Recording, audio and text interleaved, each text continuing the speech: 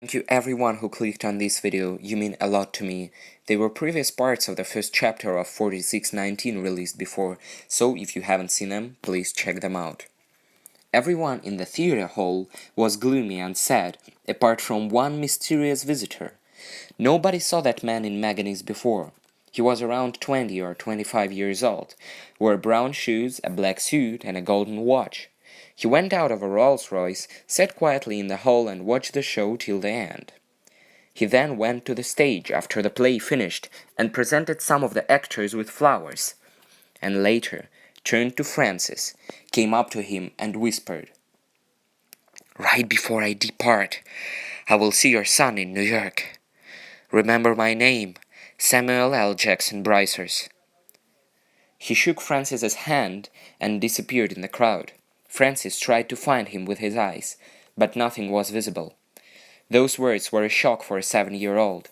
Samuel L. Jackson was probably gone forever, the mysterious millionaire who set his foot on the streets of unwelcoming manganese.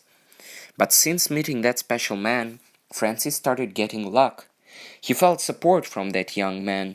He could feel support from the top. The school days went on, and then came the university days, luckily for Francis.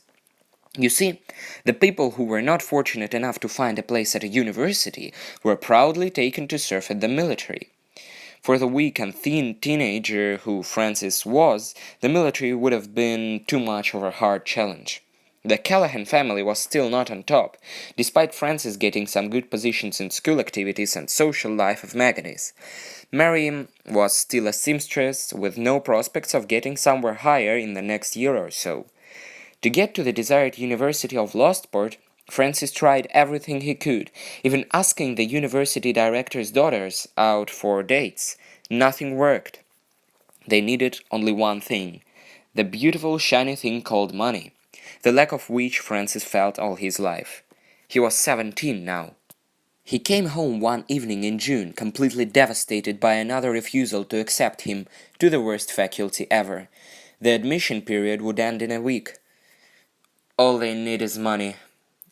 They do not care about fresh minds," said Francis to himself as he entered the house. Going up to the 4th floor, he decided to stop for a minute and check the post box for their flat. He has not done that in a month, and he did the right thing. He found a letter inside. An advertisement of some kind, thought Francis. Something like, "Come watch our show." Certainly I will. People on the world's bottom have nothing else to worry about. However, when he looked at the letter, he was surprised to find a stamp from New York City on the envelope. This made him curious. No advertising company would use such stamps. They only got the Lostport ones. So he took the letter to look at it. "Hello, my fellow human. I hope you did not forget who I am. The man who came and disappeared. I know your struggle to get education, and today the director of the university got a letter from me, informing him how wrong they are in refusing to take you. Trust me, I got connections there. If this does not work out, have $25,000 to show you are serious. Nobody messes with the ones I chose."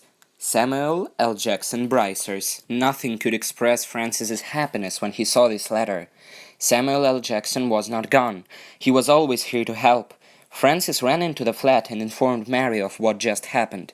She could not stop crying of happiness. She was so surprised to find out who their mysterious patron was. Just a man Francis saw once.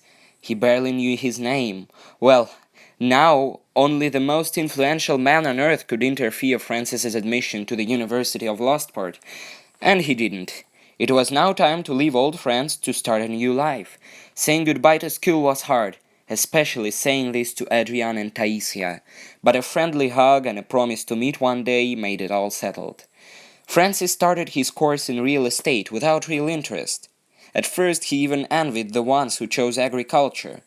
The interest came with time, later turning into an obsession. There was something more than selling homes in this job. This job, for Francis, was about changing lives. He had a dream to change manganese, the place where he still lived, and the place where all his closest people were too. Francis had an idea to make manganese a quarter of beautiful houses, with alleys, guarded playgrounds, and gardens.